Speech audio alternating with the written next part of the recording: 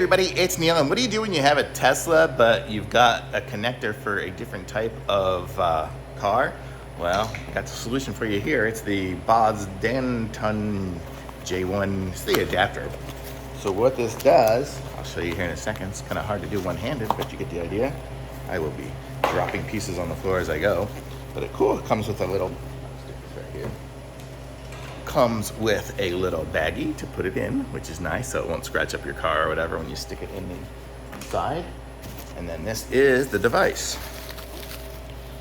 So I'll show you guys how it works and what it is, if I can get it out of the plastic. Okay, so this is what it looks like here. It comes with the little extra little rim here, I guess. I'm not sure what that's for, but it looks cool.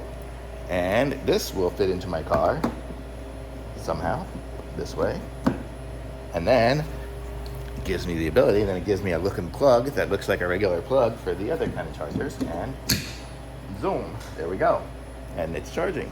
How cool is that?